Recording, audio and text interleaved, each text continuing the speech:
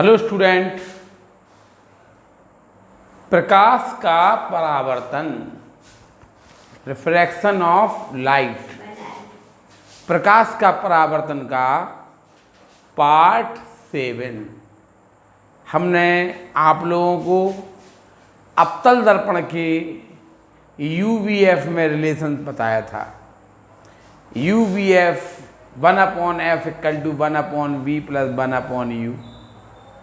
हमने कोई आवर्धन भी आपको सिखाया था।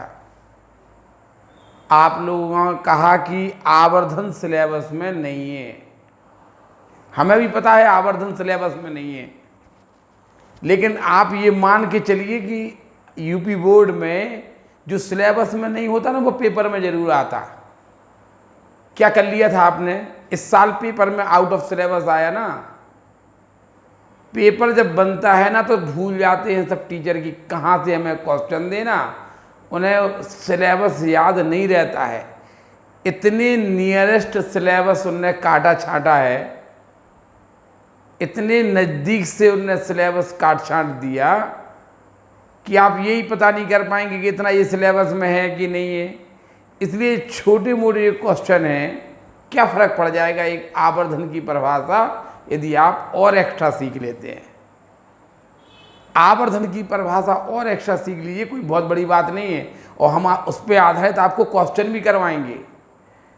सिलेबस कम हुआ है, लेकिन ये ध्यान रखना आउट ऑफ सिलेबस क्वेश्चन इस साल ही पेपर में आया है। आपकी इस साल पेपर में आया। आप लोगों ने क्या कर लिया था, इसलिए थोड़ी बहुत जो चीज़ काटी गई है उसको हम गौर ही नहीं कर रहे हैं। हाँ, पता है इस साल के लिए सिलेबस कम किया गया, लेकिन जो पेपर बनाने वाले टीचर हैं ना, उनका दिमाग में वही भरा है सिलेबस। उनके दिमाग में वही सिलेबस है जिसको वो उन्हें वही भर्रे खाते में सिलेबस। वो कभी नहीं देखेंगे कि सिलेबस कौन सा कम कर दिया, सीधा उठाया सिलेबस में क्वेश्चन रख दिया। आप लोग कुछ नहीं करेंगे, आप लोग कुछ नहीं करेंगे, हैं पता है। इसलिए आप थोड़ा सा आवर्धन वगैरह के जो छोटी छोटी चीज़ें हैं जो उनने ख़त्म कर दी हैं, उन पे आधारित क्वेश्चन न्यूमेरिकल भी उनने ख़त्म कर दिए हैं, लेकिन हम आपको पूरा पढ़ाने का प्रयास कर रहे हैं। पूरा पढ़ाएंगे। ये छोटी मोटी चीज़ें जो हटाई हैं वो हम उसको पढ़ाते जाएंगे, ठीक है। एक अवतल दर्पण के सम्मुख 20 सेंटीमीटर की दूरी पर वस्तु रखने से वस्तु का वास्तविक प्रतिबिंब दर्पण से 30 सेंटीमीटर की दूरी पर बनता है। देखिए, अवतल दर्पण है ये। अवतल दर्पण के सम्मुख 20 सेंटीमीटर की दूरी पर आपने वस्तु रख दी। ये आपने वस्तु रख दी, ये 20 सेंटीमीटर की दूरी पर आपने वस्तु रख दी। अवतल दर्पण के सम्मुख 20 सेंटीमीटर की दूरी पर वस्तु रख दी, उसका प्रतिबिंब वास्तविक प्रतिबिंब बन रहा। देखिए, एक अवतल दर्पण के सम्मुख 20 सेंटीमीटर की दूरी पर वस्तु रखने से उसका वास्तविक प्रतिबिंब, तो वास्तविक प्रतिबिंब तो इस तरफ बनता है, मुख अक्ष के नीचे बनता है, उल्टा बनता है। आपको तो जानकारी है ना कि वास्तविक प्रतिबिंब उल्टा बनता है, मुख अक्ष के नीचे बनता है। ये तो आपको जानकारी है ना। इस तरफ बनेगा वास्तविक प्रतिबिंब, इस तरफ आभासी बनता है, ठीक है। हमने अवतल दर्पण से 20 सेंटीमीटर की दूरी पर हमने वस्तु को रख दिया।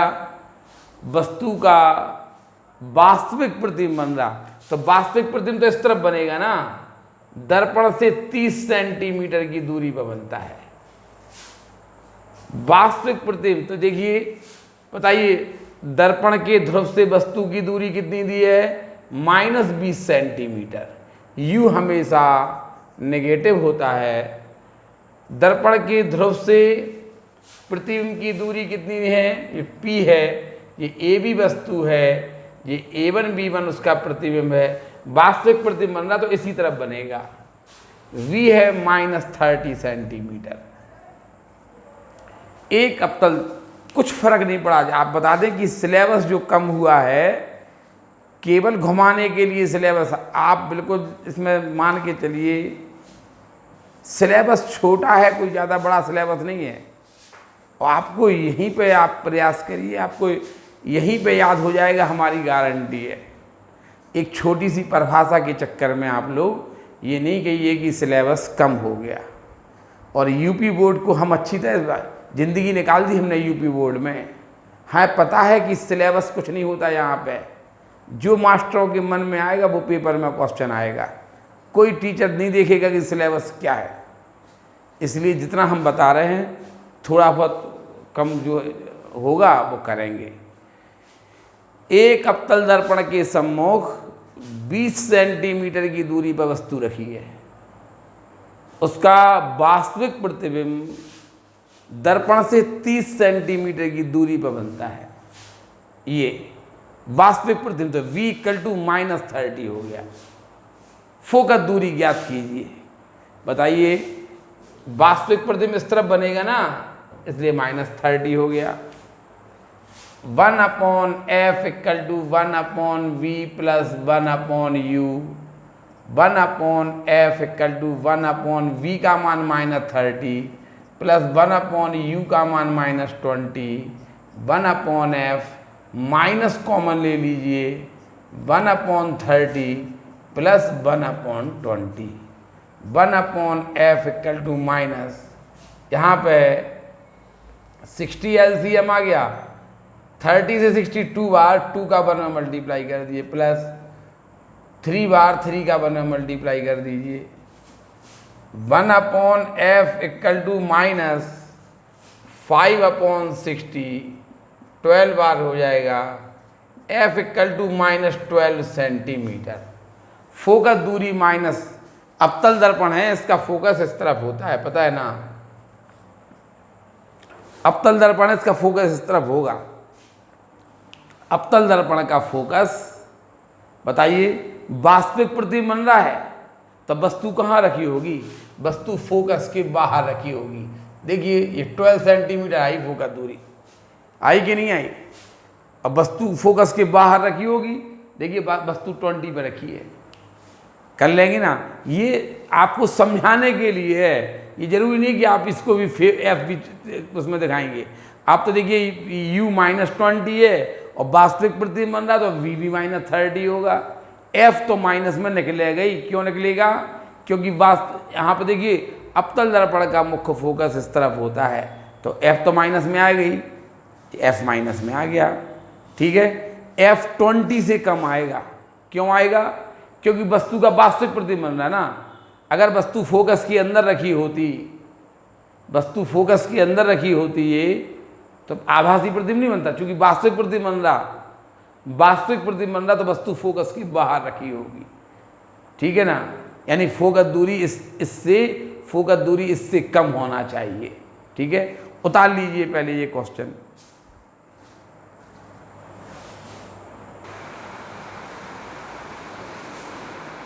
एक अवतल दर्पण की फोकस दूरी 25 सेंटीमीटर है। एक अवतल दर्पण की फोकस दूरी 25 सेंटीमीटर है। दर्पण से 20 सेंटीमीटर की दूरी पर रखी वस्तु के प्रतिबिंब की स्थिति एवं प्रकृति ज्ञात करो। एक अवतल दर्पण की फोकस दूरी 25 सेंटीमीटर है। अवतल दर्पण की फोकस दूरी दे दी उसने, यहाँ देखिए सॉल्यूशन है इसका। अवतल दर्पण की फोकस दूरी 25 सेंटीमीटर है, यानी उसने दे दिया अवतल दर्पण की फोकस दूरी। आप जब भी अवतल दर्पण का सवाल करिए एक ऐसा रफ चित्र जरूर बना लिए। अवतल दर्पण की फोकस दूरी 25 सेंटीमीटर है, ठीक है। दर्पण से 20 सेंटीमीटर की दूरी है, वस्तु रखी है। आप देखिए वस्तु 20 सेंटीमीटर की दूरी पर रखी,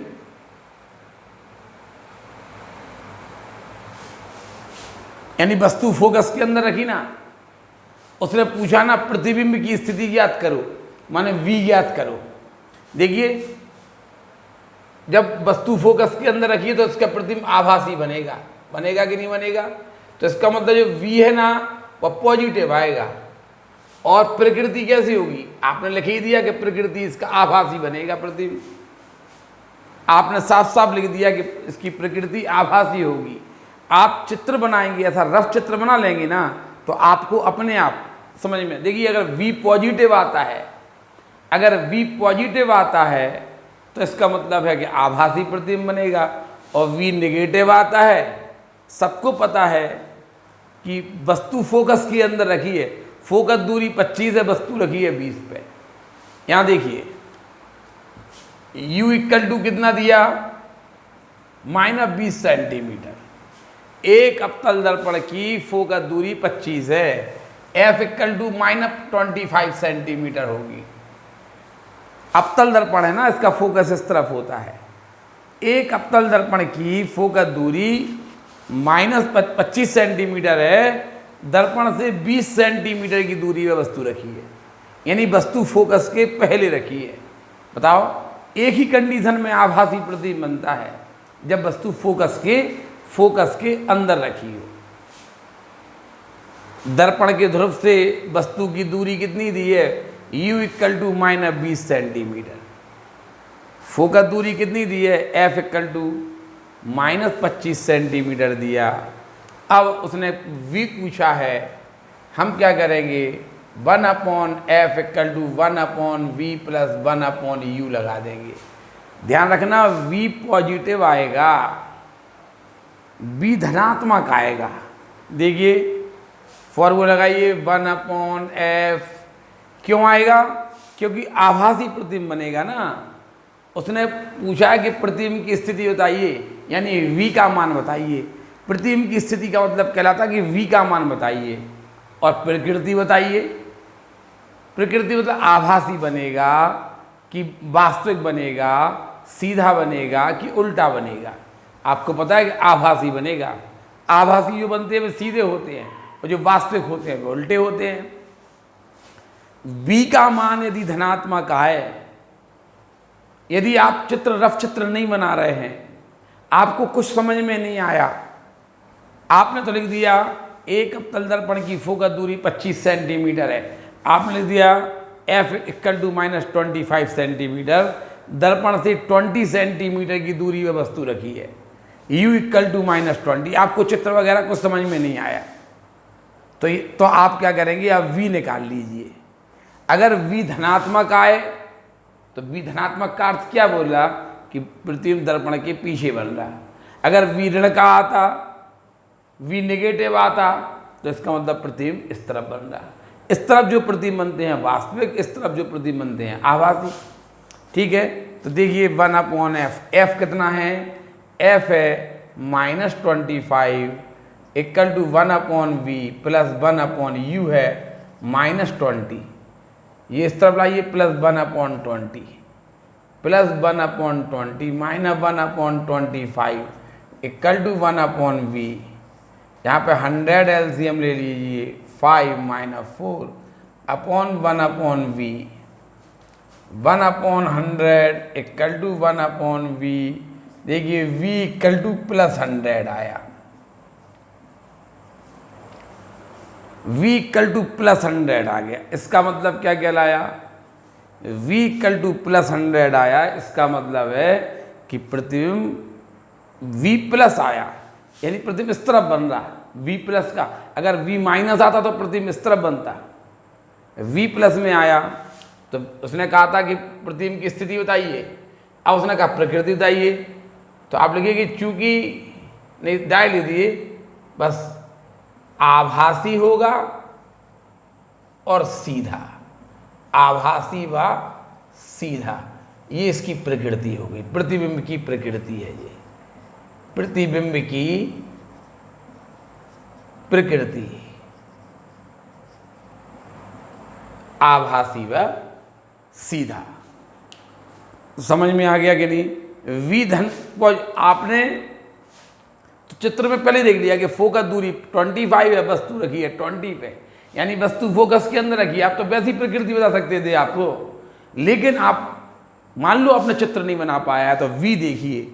यदि V पॉजिटिव आता है, इसका मतलब आभासी प्रतिबिंब। अगर V नेगेटिव आता तो इसका मतलब वास्तविक प्रतिबिंब। ठीक है, उतार लीजिए ये भी।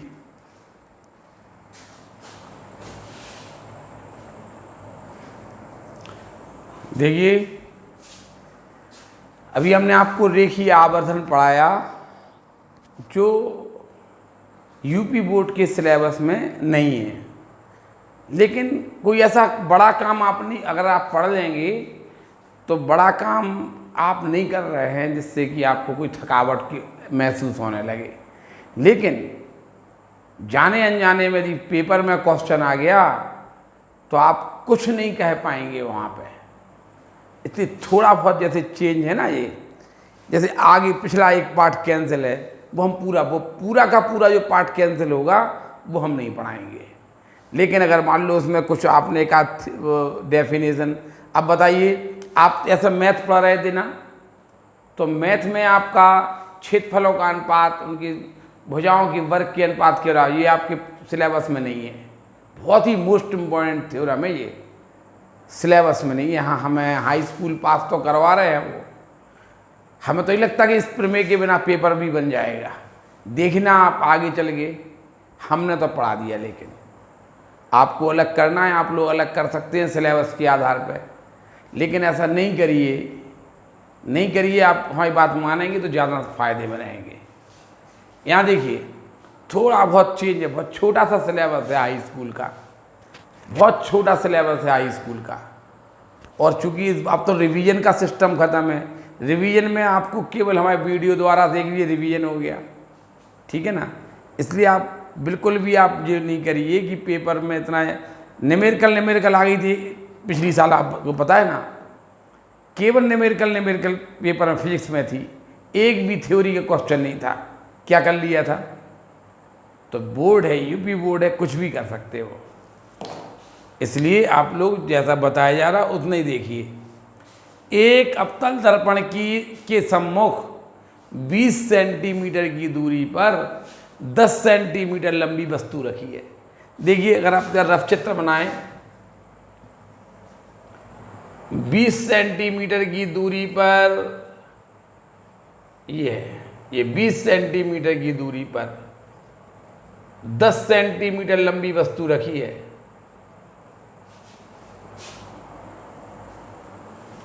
यहां देखो, 20 से u इक्वल टू -20 सेंटीमीटर। कितनी दर्पण के इस तरफ की दूरी है ना, तो नेगेटिव होगी। दर्पण के इस तरफ की दूरी नेगेटिव, ओ प्लस की होगी। O equal to +10 centimetre. Object की लंबाई +10 सेंटीमीटर दी है। वस्तु की एक अवतल दर्पण के सम्मुख 20 सेंटीमीटर की दूरी पर u दिया है आपका -20 सेंटीमीटर, 10 सेंटीमीटर लंबी वस्तु रखी है। ऑब्जेक्ट की लंबाई आपको 10 सेंटीमीटर दी है।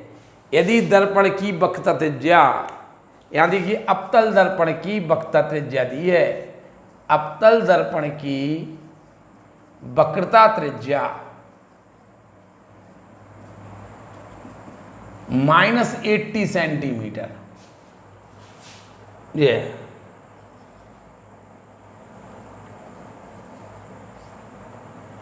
-80 से, तो फोकस दूरी कितनी हो जाएगी? 40। वक्रता त्रिज्या दी है आपको अवतल दर्पण की, वक्रता केंद्र इस तरफ होगा ना, इसलिए अवतल दर्पण की फोकस दूरी, अवतल दर्पण की फोकस दूरी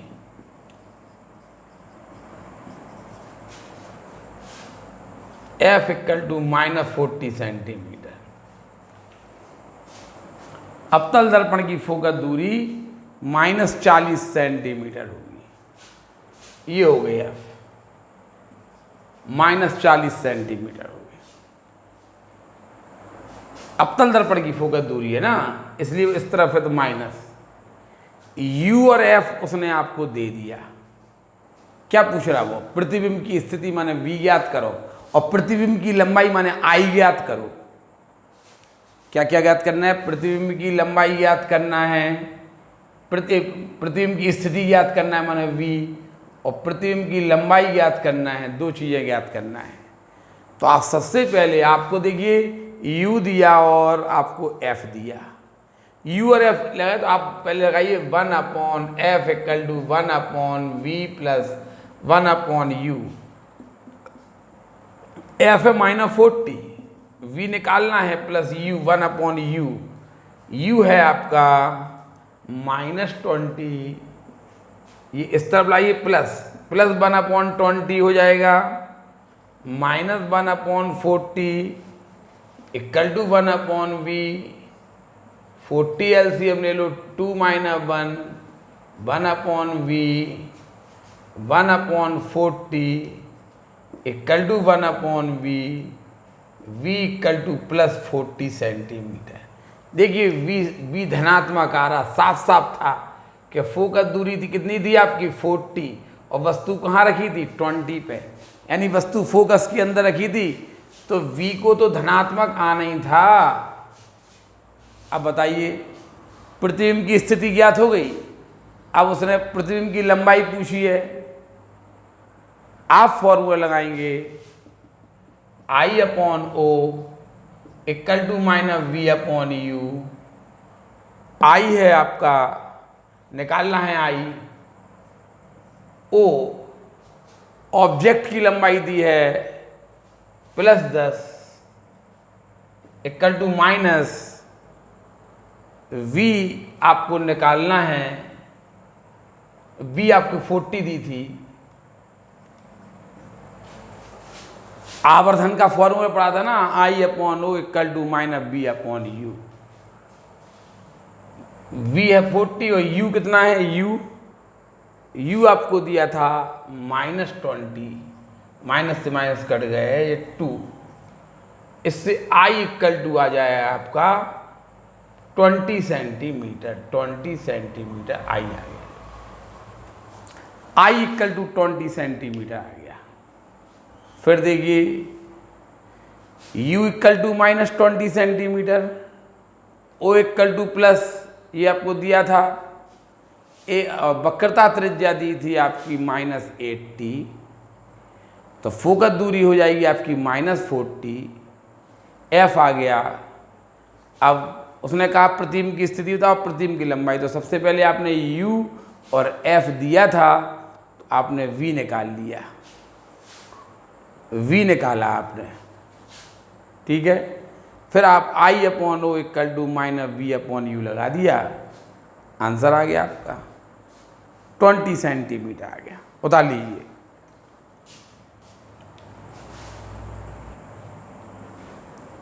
देखिए ये आपको हम थोड़ा बताना भूल गए हैं, आवर्धन का फॉर्मूला पढ़ा था ना आपने, m इक्वल टू आपने ये पढ़ा था I/O इक्वल टू -v/u पढ़ा था ना, तो हमने इसको इतना लिख, केवल इतना फॉर्मूला ले लिया हमने, I/O इक्वल टू -v/u। आवर्धन के फॉर्मूले से हमने ये किया है, समझ में आ रहा ना। तो ये हम आपको बताना भूल गए थे कि आवर्धन के फॉर्मूले से है।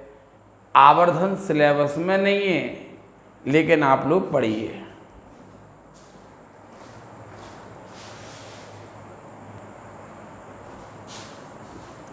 देखिए एक और आवर्धन पे आधारित क्वेश्चन है, इसमें कोई ज़्यादा आवर्धन पढ़ने से कोई ज़्यादा आपको परेशानी नहीं होगी, कोई भी आपको ज़्यादा परेशानी होने वाली नहीं है। एक अवतल दर्पण की फोकस दूरी 10 सेंटीमीटर है, अवतल दर्पण की फोकस दूरी 10 सेंटीमीटर है। एक वस्तु को कहाँ रखा जाए कि वस्तु का 3 गुना बड़ा वास्तविक प्रतिबिंब बने। देखिए अगर हम इसका रफ चित्र बना लें, एक फोकस दूरी दी थी आपकी 10 centimetre,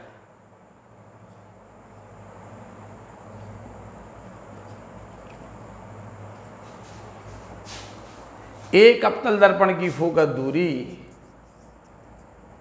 f equal to the है -10 सेंटीमीटर। एक वस्तु को कहां रखा जाए, u क्वेश्चन मार्क है, वस्तु को कहां रखें कि उसका 3 गुना बड़ा वास्तविक प्रतिबिंब बने, क्योंकि वास्तविक प्रतिबिंब चाहता ना, तो हम ये तो कह सकते हैं कि वस्तु को उसके फोकस के बाहर रखें। अगर वस्तु को उसके फोकस के बाहर रखेंगे तो उसका 3 गुना बड़ा प्रतिबिंब बनेगा। वस्तु को कहाँ रखें कि उसका 3 गुना बड़ा प्रतिबिंब बने? तो ये तो पता है कि वस्तु यदि वास्तविक प्रतिबिंब बनाना है, उसने कहा एक वस्तु को कहाँ रखा जाए, यू को वस्तु की दूरी पूछी उसने कि 3 गुना बड़ा वास्तविक प्रतिबिंब बने। ध्यान रखना, 3 गुना बड़ा प्रतिबिंब चाहता है तो वस्तु को फोकस के बाहर ही रखना पड़ेगा, क्योंकि वास्तविक प्रतिबिंब चाहता ना वो।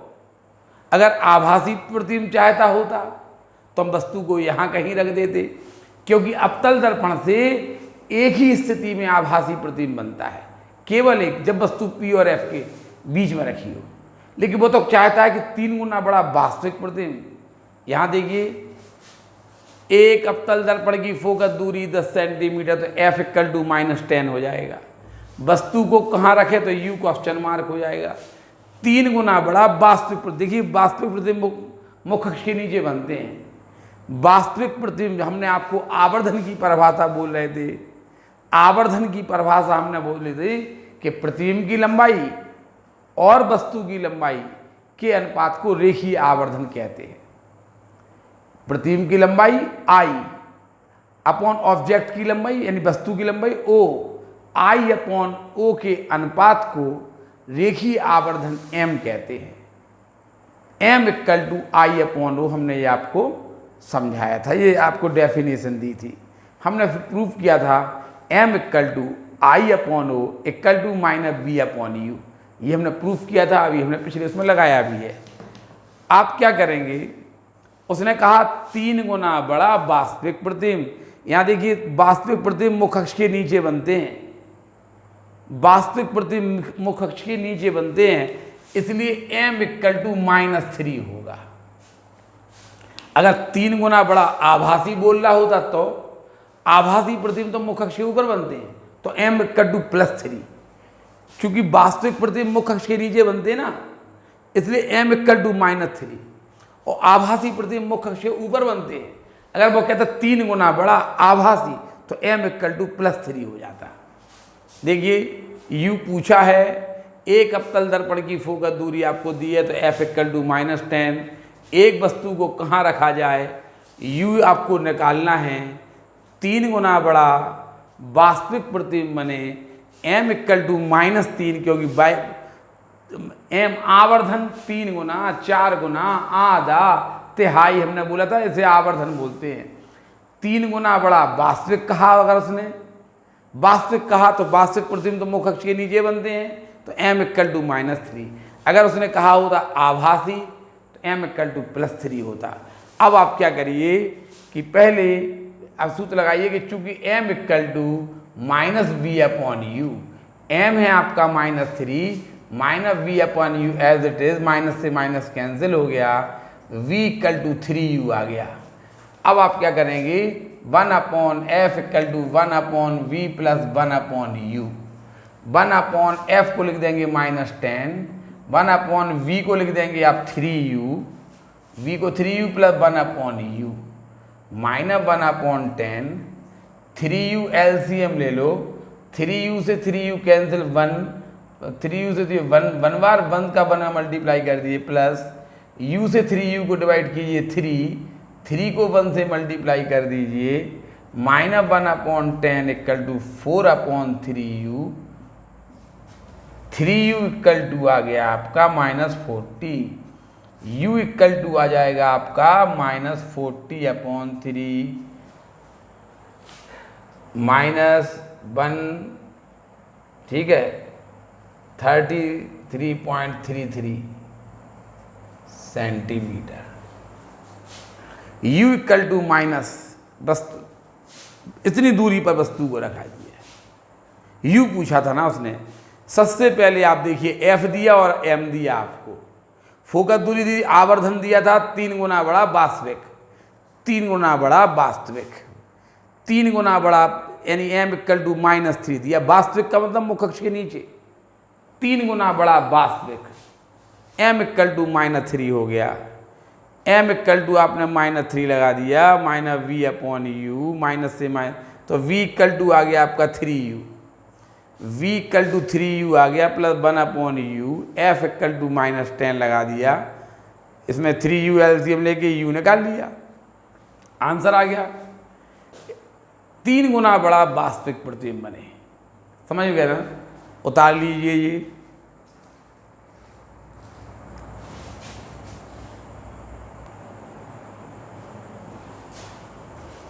देखिए एक और वैसे ही क्वेश्चन, एक अवतल दर्पण की फोकस दूरी 10 सेंटीमीटर, तो अवतल दर्पण का तो फोकस इस तरफ होता है, तो f इक्वल टू हो जाएगा -10 सेंटीमीटर।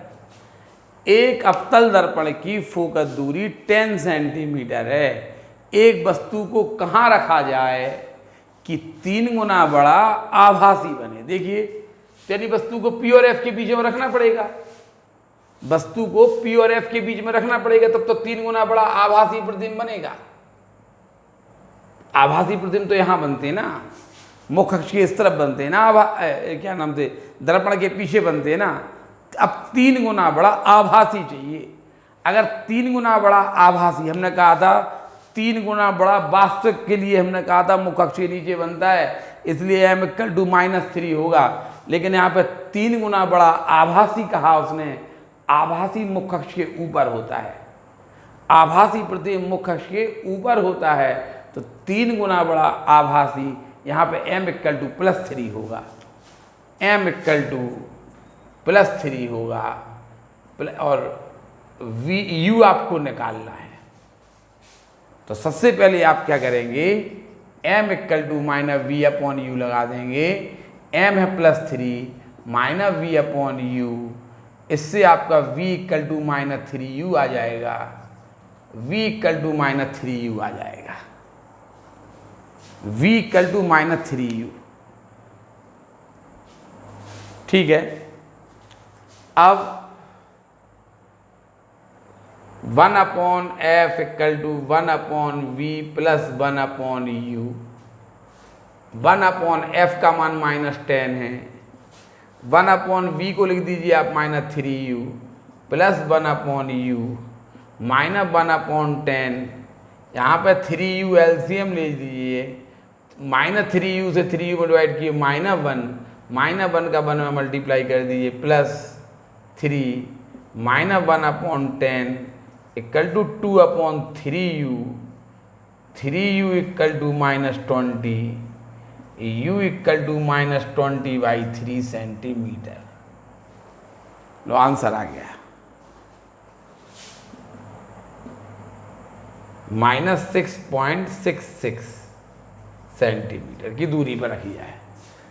एक अवतल दर्पण की फोकस दूरी, चूंकि अवतल दर्पण का फोकस इस तरफ होता ना, तो f इक्वल टू -10 हो गया। वस्तु को कहाँ रखा जाए कि u क्वेश्चन मार्क हो गया कि 3 गुना बड़ा आभासी, आभासी प्रतिबिंब तो मुख अक्ष के ऊपर बनता है ना, तो m इक्वल टू +3। अगर वास्तविक कहा होता तो वास्तविक प्रतिबिंब मुख अक्ष के नीचे बनते हैं, m इक्वल टू -3 आया था, आपने देखा था, आपने m इक्वल टू -b/u लगाया, m +3 रखा, इससे b इक्वल टू -3u आ गया, v इक्वल टू -3u रख दिया f का, तो इससे आपको u मिल गया। u ही तो निकालना था वस्तु कहाँ रख दी जाए। अगर वह पूछता कि v निकालो, तो आप जो u की वैल्यू आई है ना वो यहाँ रख देना, तो v आ जाता। अगर पूछता, तो उसने पूछा नहीं है, वस्तु को कहाँ रखा जाए पूछा उसने। ये भी बहुत मोस्ट इम्पॉर्टेंट क्वेश्चन है। इस टाइप से आप ये नहीं देखिए कोई बहुत बड़ी चीज़ थोड़ा पढ़ा दी हमने, आवर्धन पढ़ा दिया तो, लेकिन मन में ये है कि अगर धोखे से उसने आवर्धन पूछ लिया तो आप लोगों को अब डरना नहीं है। कोई हम ज़्यादा गहराई में खुद नहीं पढ़ाना चाहते, हमें फिजिक्स से इतना ज़्यादा हम ज़्यादा गहराई में नहीं पढ़ाएंगे, ठीक है, लेकिन आपको जितना बता रहे हैं कम से कम ये आप अच्छी तरह से देखिए। पार्ट 7 आपका यहीं पर समाप्त हो जाता है। इसके आगे फिर आपको क्वेश्चन कराएंगे आपको पार्ट 8 में। देखिए आप पिछली साल का पेपर उठा के देख लीजिए, पिछली साल मतलब इसके 2018 का 2018 का पेपर उठा के देख लीजिए, एक भी उसमें थ्योरेटिकल क्वेश्चन नहीं था, पूरा न्यूमेरिकल का पेपर दे दिया था उन्होंने। तो आप मैथ वाले हैं, आपको तो मज़ा आना चाहिए इन सवालों को पढ़ने में, इसलिए इनको अधिक से अधिक सवालों को जितने हम जितने बता रहे हैं केवल आप उतने ही सवाल लगाइए, आपको पेपर में इससे ज़्यादा सवाल नहीं आ पाएंगे, गारंटी है हमारी। जितना हम बता रहे हैं केवल आप उसी टाइप के क्वेश्चन लगाइए, बस उतार लीजिए। पार्ट 7 समाप्त। आगे हम पार्ट 8 में आपको कुछ क्वेश्चन और बताएंगे।